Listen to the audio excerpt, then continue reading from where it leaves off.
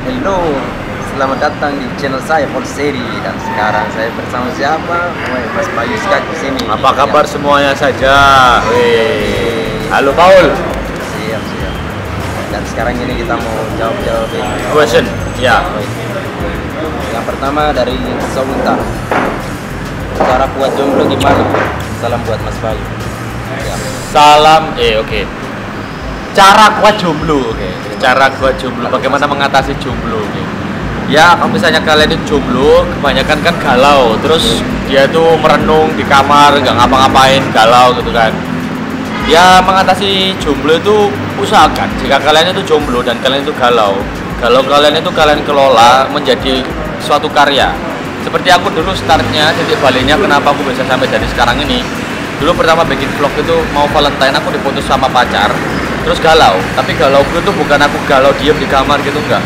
Tapi justru bikin video, kan? Galauku tadi tak luapin bikin video. Aku galau, aku bentar lagi Valentine. Jadinya alhasil viewersnya banyak, juga akhirnya menghibur orang. Jadi kenapa tidak? Gitu. Jika galau kalian bisa menjadi sesuatu yang menguntungkan, kenapa tidak? Gitu. Jadi galau yang lebih bagus gitu, mengatasi galau yang bagus seperti itu. Jangan nangis. Jawabannya super dari Mas Bayu. Super.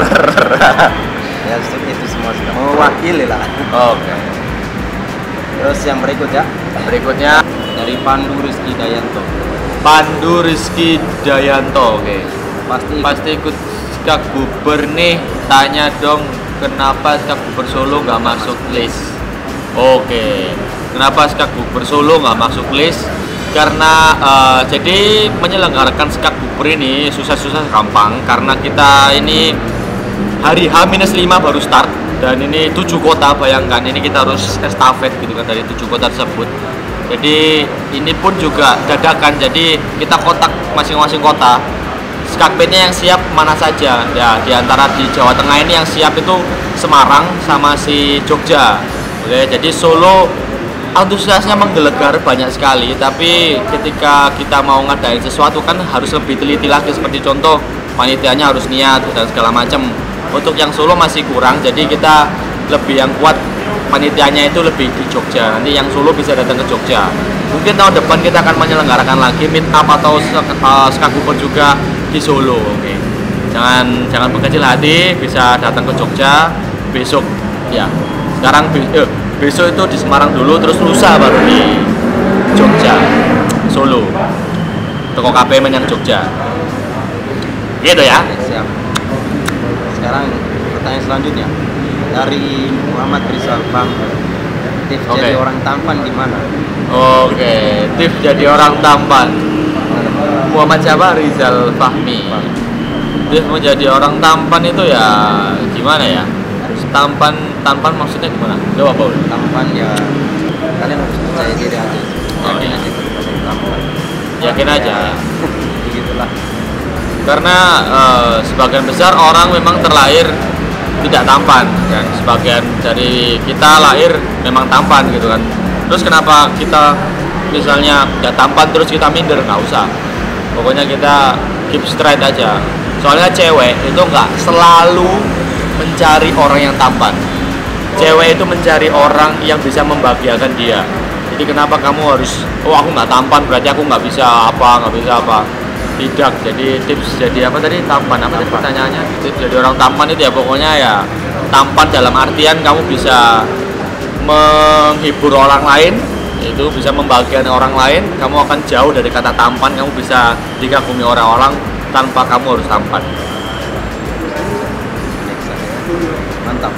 Pertanyaan berikutnya dari Erogon. Oke.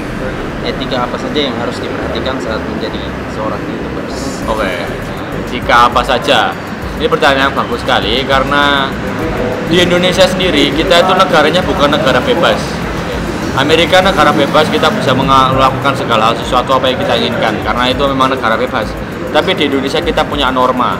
Kita taat terhadap agama masing-masing. Kita bisa hidup rukun, semua agama bisa hidup rukun di sini, dan kita mentaati norma-norma itu. Dan misal kita membuat konten, yang patut diingat adalah yang melihat konten kita itu bukan orang yang ya seumuran kita. Misalnya aku umuran 20-an gitu ya, terus yang melihat aku bukan orang yang seumuran aku juga, banyak juga yang masih kecil ya kan, masih sekolah SD, SMP juga, itu mereka juga nonton. Jadi mereka menonton kita sebagai kreator itu adalah kita itu sesosok gitu, public figure. Jadi kita harus memaparkan sesuatu yang baik juga. Seperti contoh, ya bikin konten yang jangan semena-mena gitu kan. Misalnya dewasa dikurangi karena YouTube.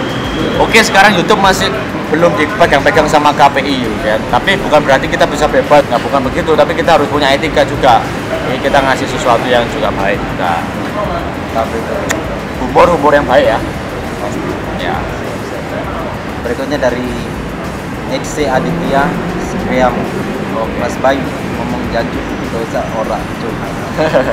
Mas Bayu ngomong janju itu dosa ora cuk. Oke, Eksa Aditya Skrimo. Skrimo bro. Oke, Janju TV tamu. Janju TV arah Surabaya itu. Sebenarnya kalau misalnya dinalar lagi, aku tuh di videoku masuk, kalian kalau misalnya nonton videoku memang aku bilang janju. Tapi janju itu apa? Janju itu bukan omong kotor, janju itu omong kasar. Dan kata janju itu sendiri, jika kalian tanya terhadap semua orang, misalnya Jawa Timur, Jawa Tengah, janju itu apa sih artinya? Artinya apa kok artinya? Artinya tuh mereka pasti bilang kebingungan juga, soalnya tuh ya janju itu sebenarnya sih kata imbuhan. Itu bisa kayak gini, itu bisa menjadi sesuatu yang ofensif, bisa juga cuma kata imbuhan. Seperti contoh, kowe apa wis mangan cuk, itu juga bisa. Kowe apa wis mangan cuk, itu juga bisa. Itu gak ngono, weh wis suwe ora ketemu kabarmu ya apa cuk, itu bisa, itu kata imbuhan. Tapi bisa juga menjadi ofensif ketika kita marah, woi jancuk. Nah itu ofensif gitu kan. Ya balik lagi, itu adalah kata kasar bukan kata kotor gitu. Kata kasar itu ya begitu tuh, kata kasar. Mengingat bahwa bangsa kita itu selalu lembek, dilembek-lembekkan. Kita perlu dikasarin dikit lah. Ojo terus-terusan lembek aja. Itu bukan kata kotor loh ya. Ya seperti itu.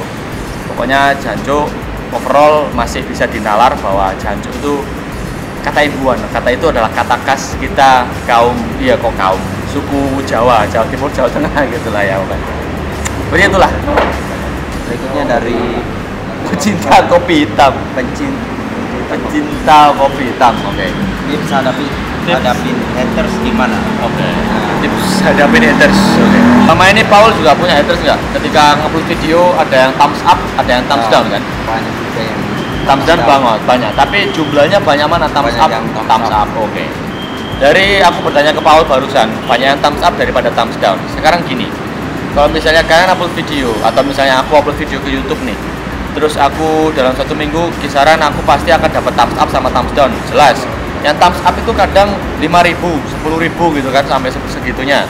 Terus yang thumbs down itu paling maksimal itu 100, 300 itu maksimal. Nah, sekarang kita mau belain yang thumbs down 300, kita galau lihat orang 300 ngolong-ngolong kita, sedangkan ada 10.000 orang lebih itu yang menunggu hasil karya kita setiap minggunya, setiap bulannya, mereka menunggu karya kita.